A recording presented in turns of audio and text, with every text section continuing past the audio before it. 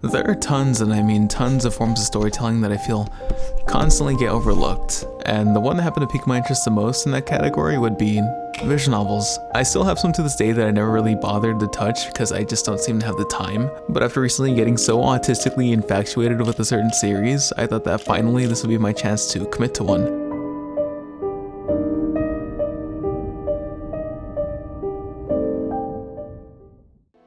So a few months back, my dumb self just so happened to be looking for shows that would scratch a certain itch, and as to exactly what the itch was, it was an anomaly to me. And the closest word to describe it would be melancholy.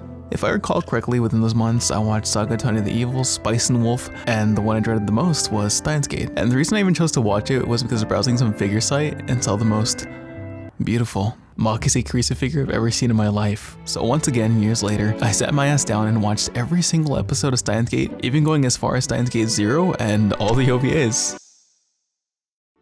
And when I finished that last episode, I kind of just sat there, contemplating. I genuinely got seriously emotionally invested into the series for whatever dumb reason, and it was now over. I looked back all those years ago when I first watched it, and I couldn't help but think, wow, I'm an absolute dumbass. And amidst that belittlement to my past self, I was impulsively scrolling through Steam and saw a certain group of novels on sale. Then it clicked.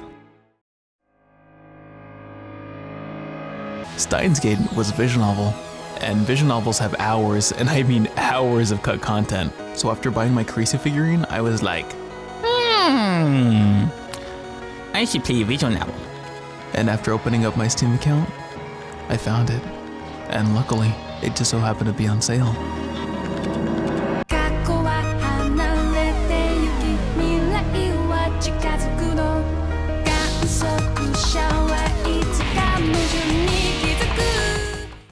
As you can tell, the music is already in a league of its own, and most of the songs in the novel that have actual lyrics are sung by Miss Ito Kaneko, with one of the most banger being Technovision. Those emails are not just empty threats, they were a chilling reality. An organization real and terrifying, with their eyes fixed on him and on us, his friends caught in the crosshairs. Running is the only option, but where do we go? How do we outrun an organization with resources we can't even fathom? We're not just hunted, we're cornered, and the net is tightening.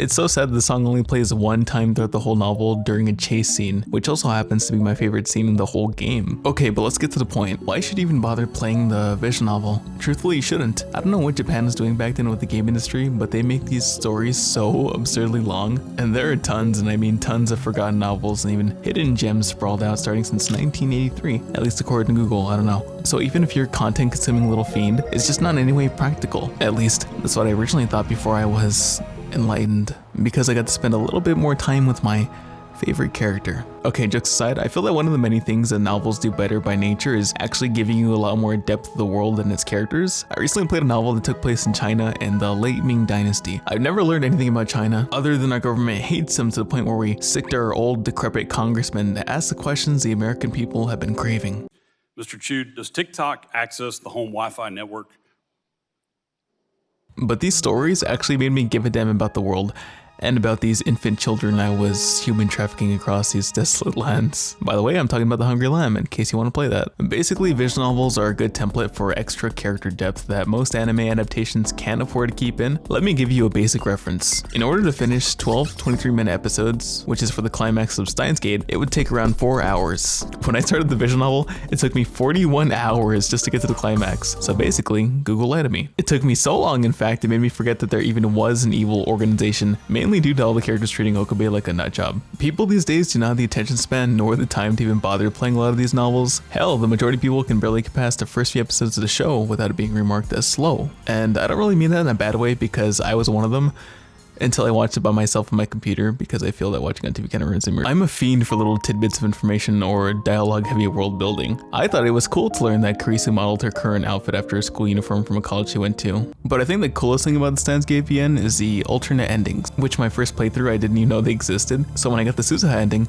I was so confused why I was getting an ending screen so early in the story compared to the anime. What happened? Did I beat the game?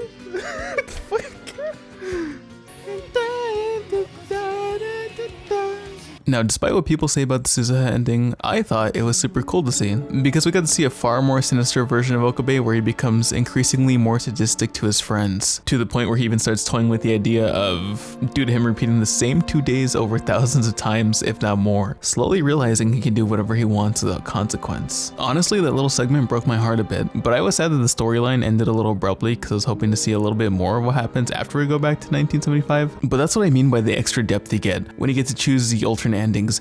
It gives you an opportunity to see characters in a different light. In order to try to get some other endings, I had to try to follow this abomination.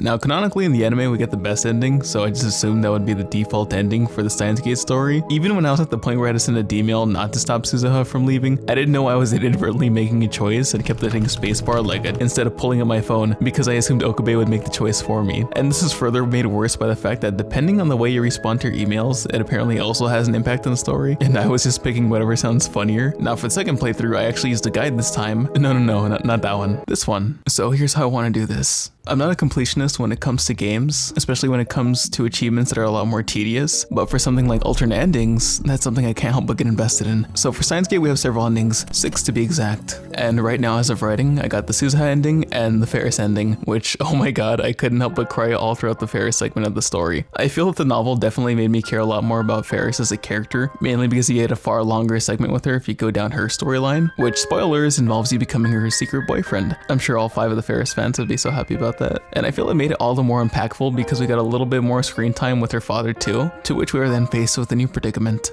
Do we have the right to play God? Do we really have the right to take away our friend's father? Okabe is left with this moral dilemma: save Mayuri or save Ferris's father. And what ensued was an ending I can only really describe as melancholy. After deciding not to send a D-mail, Okabe and Ferris brainstorm a plan. The plan is not just undoing the D-mails, but to further distort the world line in an attempt to find one where both Ferris's father and Mayuri get to live. But it's a gamble, as this D-mail could warp the world line in unpredictable ways. And after some brainstorming and a love confession from Ferris herself, a plan is formed. As you can tell, I'm trying not to give too many spoilers as to the alternate endings, mainly because I made this video to convince people to give the game a try. But regardless, I wanted to try my hand at this format and make something for you guys, and for a series I just happened to get a little too invested in. But that's gonna be the end of this terribly written video, and of course, take care and maybe consider subscribing or even follow me on Twitter, because I might post very dumb or silly stuff. But thank you.